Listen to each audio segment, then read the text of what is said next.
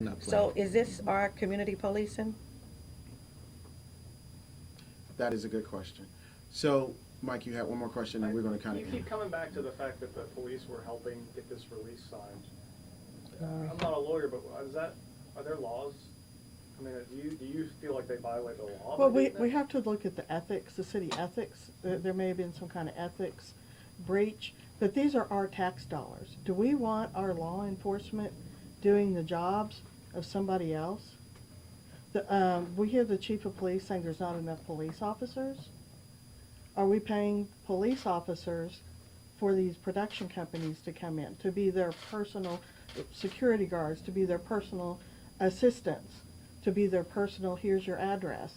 Why are these police officers with this film crew going to Mr. Wallace's house with something to be signed? Are they, I mean, the sheriff are process servers. It Yeah, wasn't a process server, yeah. And when they tried but to set me up, and I had the dummy bag or whatever, and they figured out that it was fake, they hurry up and jumped in their car like burn rubber, like it was Dukes of Hazard or something. Oh, it's a dummy bag, and they hurry up burn rubber. Let him go, let him go.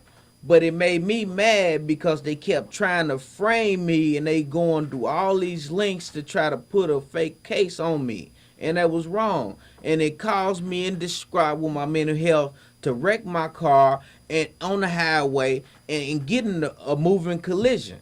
And that's why when the highway patrolman didn't give me no moving violation, they let it go past because they was like, these police actually tried to set you up again at the motel and stuff and tried to uh, uh, arrest you again, and you had a dummy bag set up and stuff and everything, and let you go again, and you wrecked your car again, and it caused you to wind up losing your car and everything.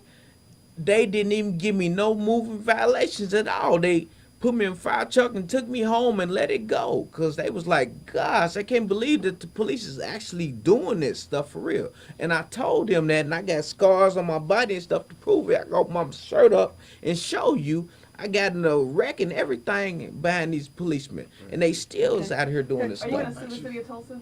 we haven't discussed that yet, but also I don't one know, is but they need to get it together. okay, just Hold a on. minute. One of the things too you have to consider, based upon what Mr. Wallace has said, they kept following him and following him and following him.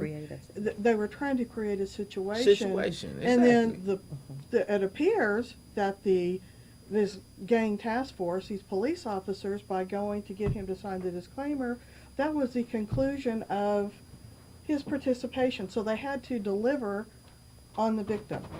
you had a question. Yeah, Mr. Wallace, I just want to make sure I get every encounter correct. What was the first time you ran into this officer? Was 46 in Harvard. They pulled me over in the old Gibbs parking lot, and they searched my car. They jumped out with their film crew and everything, and they seen it wasn't nothing in the car, no drugs at all, nothing, and they let me absolutely go with no tickets or nothing attached. Did they ask you to search your car? No, they just jumped out with their film crew, pulled me over, pulled me out the car, searched the car, seen it wasn't nothing, and they burned rubber and let me go. Okay, so that was all on film where you were not asked. They didn't even put that on TV and film that Yeah. because they didn't have nothing. No, whether or not it was on TV, was that filmed where you were pulled out of the car, you were not asked to search, but they searched anyway without your permission? They always do that. You know Okay. what I mean? That's a normal procedure around with the And police. second Everybody time know this that. happened, that you The encountered second same- time I was in my trunk, and that's when I was on TV, and that's when I was realizing this officer is actually stalking me. You know what I'm saying? Because it was a second encounter in 1 month. And then the third time is when they was knocking on my door like wood. You know what I'm saying? And that was with the film crew, and that's when he was like, I'm a film producer. But then that's when I looked out further. It was the gang task force out there with the film producer. The same police the third time again. And that's when I got mad and slammed my door and shut it and didn't want to talk to him. Then they come back again the fourth time. And that's when they was talking about the signing the disclaimer and so on. And then the fifth time was when they met me and paid me and put it on TV At the and gave hotel? me cash money. At the hotel? No, that's the sixth time when they set me up at the motel. You said the fifth time they paid you.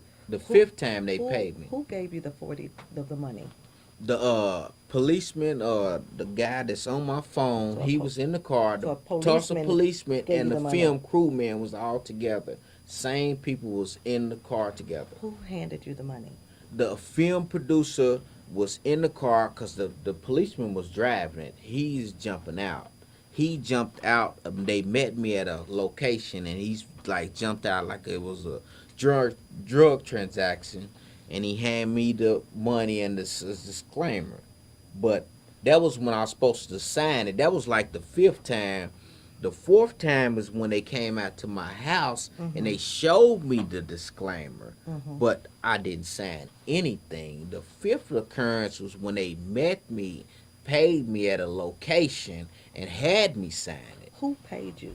Who gave you the money? Was it someone The with film crew? producer handed me the money out of his hand, but the policeman was in the car waiting. So when before I even got the money and handed him the disclaimer, I balled it up in my hand, and the film producer jumped out and was like, "Oh, he's not even gonna give me the disclaimer back." And I said, "I am, but I'm gonna give it to the police, the one who's really bringing you to me." And then that's when I balled it up and threw it in his chest. Bam, throwed it at him. The guy that's in my phone, and was like, "Here, take that." And I already had the money in my pocket. And I told him, "Stop effing with me." But I used The word. the word. When you were in the window, the video of you in the window, which visit was that? When you were talking and saying, "I'm not a gang member," and you profiling me, and When That was we the were in second Georgia. encounter. That was the second encounter. you had been in your trunk that day. Yes, that was the second encounter with the And police. which Yes. officer was that? That was the one they call Sticks or whatever. Yes. Right. Is that Larkin? Yes. And he's the one that came back every time with the film crew? Yes, he's the one, the leader of all of it. And then the guy that's in the car with him in the back seat, I got him on film on my phone. That's a different person, but the ringleader or whatever is the one Sticks or whatever. That's him. Yes. What would be an ideal resolution to this situation for you? Well, basically, try to be aware of the people that's supposed to help us, be aware of them at the same time with them trying to help you. You had this knife when you were 13, and at that time, that's when you got tangled up with the gang affiliation because of the That's encounter. Marvin Blaze. That's a black gang task force officer. He been retired and probably fired off the He's police force or whatever. I don't Did even you know even anything at that about time him. have any gang affiliation? No, I wasn't Have you no. had any since? I have no gang affiliate or arrest in my whole life. You can look up all of these facts on my record. As long as you look up the right person. Exactly.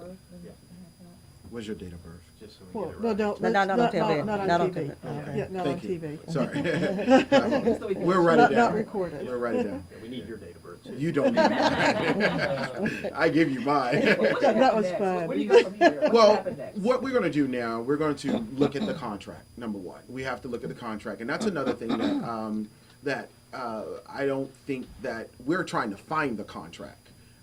If they're saying it's canceled, we need to also look at that contract. We need to look at A&E's contract. We also going to file, at least follow the TPD's procedures and file a complaint.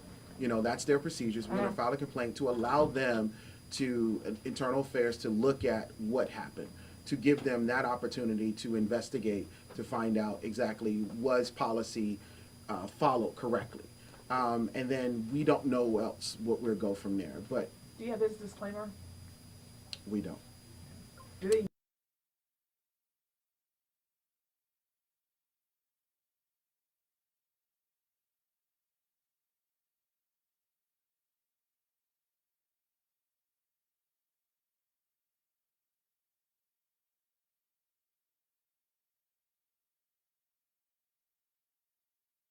Do you worry that this could be happening to other people? I mean, do you think that when you look at the TV, when people watch TV, you think this is happening to other people? What happened to you? I'm sure it's happening to other people, but some people just probably didn't say anything about it or didn't take it as far as me, far as explaining it to you right now, I'm sure. I will tell you this, Chemical my issue. phone has been ringing off the hook for a lot of people who have gone through live PD, and they felt, since Mr. Wallace' video became viral, they have felt like they wanted to come out and say stuff in reference how they felt as if they were wrong. So we just wanted you guys to get his part of the story, to find out the facts behind the scenes, what exactly happened, and to give Mr. Wallace a voice. He has, he said he suffered from mental illness, and those things are very important because we should be protecting our people who have mental illness instead of exploiting them. Yes, sir.